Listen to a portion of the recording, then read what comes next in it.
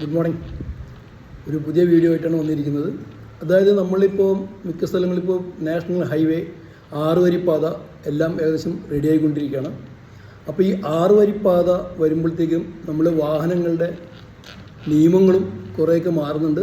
അത് നമ്മൾ വളരെയധികം വണ്ടി ഓടിക്കുന്ന ഡ്രൈവർമാരും വണ്ടിയുടെ ഓണേഴ്സും ഓടിക്കുന്നവരും വളരെ ശ്രദ്ധിക്കേണ്ട ഒരു കാര്യം നിങ്ങളിൽ എത്തിക്കുകയാണ്. അതായത് ഈ 6 വരിപ്പാതയിൽ കൂടെ പോകുമ്പോൾ 3 വരിപ്പുറം 3 വരി അപ്പുറം ലോഡുള്ള വണ്ടികളും വലിയ ലോറികളും റോഡിൻ്റെ ഇടതുവശത്തു കൂടി മാത്രമേ യാത്ര ലൈൻ കീപ്പ് ചെയ്ത് പോകണം. ലൈൻ ട്രാഫിക് ഇടതുവശത്തു കൂടി മാത്രമേ പോകാൻ പാടുള്ളൂ. മറ്റുള്ള വാഹനങ്ങൾ നടുക്കുള്ള ലൈനിൽ കൂടെ പോകണം.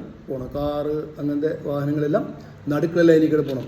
3ാമത്തെ ലൈൻ എന്ന് പറഞ്ഞു കഴിഞ്ഞാൽ അത് ഫ്രീ ആയിട്ട് വിടണം. അതായത് എമർജൻസിക്ക് പോകുന്ന ഇപ്പോൾ ഫയർ എൻജിൻ അല്ലെങ്കിൽ നമ്മളുടെ എന്താ പറയുക ആംബുലൻസ് ഈ സാധനങ്ങളൊക്കെ പോകാൻ വേണ്ടിയിട്ടാണ് ഈ 3ാമത്തെ ലൈൻ ഫ്രീ ആയിട്ട് ഇടണം എന്ന് പറയുന്നത്.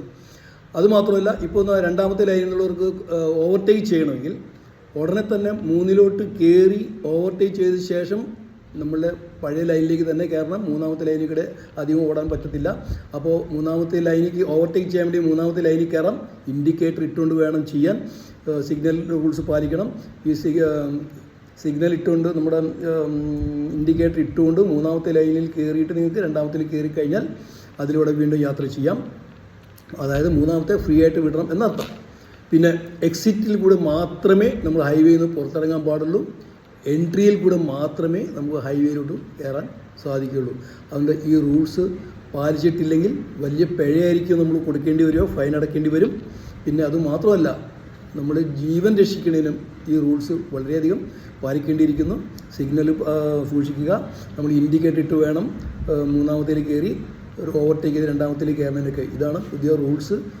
ഹൈവേ പണി ഏകദേശം തീർന്നുകൊണ്ടിരിക്കുകയാണ്. അത് ഉപയോഗിച്ച് തുടങ്ങുമ്പോഴത്തേക്കും ഈ റൂൾസ് നിർബന്ധമായിട്ടും പാലിക്കുക. ഇത് ഇഷ്ടപ്പെട്ടെങ്കിൽ ദയവായിട്ട് ഷെയർ ചെയ്യുക, ലൈക്ക് ചെയ്യുക. സബ്സ്ക്രൈബ് ചെയ്തിട്ടില്ലെങ്കിൽ ദയവായി സബ്സ്ക്രൈബ് ചെയ്യുക. Thank you.